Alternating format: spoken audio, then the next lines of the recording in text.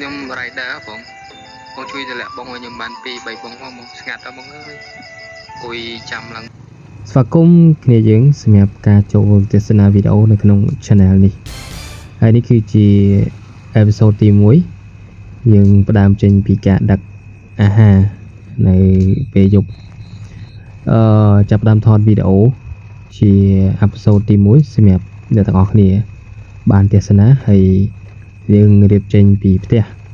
ទៅហាងដើម្បីដឹកម្ហូបយកទៅឲ្យភ្ញៀវដែលគាត់បានកំងហើយ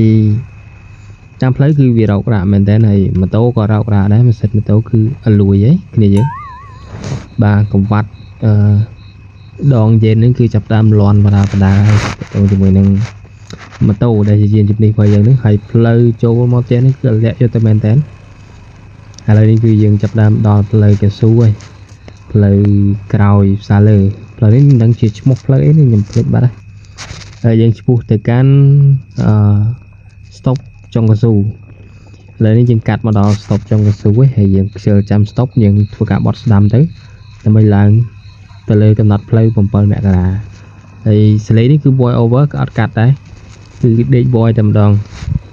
នឹងឲ្យឈឺកផងអញ្ចឹងយើងវារីតាក់តិចហ៎ឥឡូវយើងចាប់ផ្ដើមមកដល់ហាងហ្នឹងហើយបន្ទាប់ពីរងចាំរយៈពេលប្រហែលជា20នាទីយើងបានអីវ៉ាន់ហើយហ្នឹងយើងចាប់ផ្ដើមបើកធុងជីងចាំងរបស់យើងហើយដាក់ម្ហូបបន្តដំណើរលើផ្លូវ7មករាដែរឆ្ពោះទៅកាន់ផ្សារចាស់ហើយភ្ញៀវដែលកំងហ្នឹងគឺទីតាំងនៅផ្លូវតផលហ្នឹងហើយញាប់ទៅយើងឆ្លងកាត់ផ្លូវកំណត់ផ្លូវ7មករាហ្នឹងហើយជិះម៉ូតូអ្នកទាំងអស់គ្នាអាចឃើញបាទជិះម៉ូតូគឺ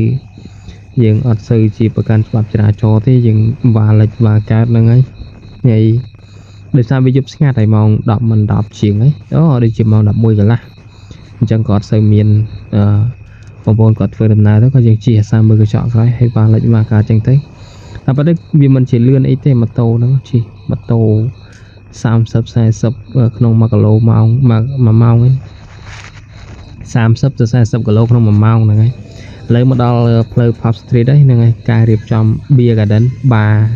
គេហៅថាបារតុកតុកហ្នឹងគឺចាប់ផ្ដើមរៀបសងខាងហើយយើង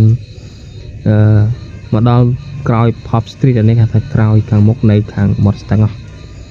ហើយភ្ញៀវក៏ចាប់ផ្ដើមចេញទៅផ្ទះបដាដោយសារតែយប់ហើយម៉ោង10ជាងជា12ហើយ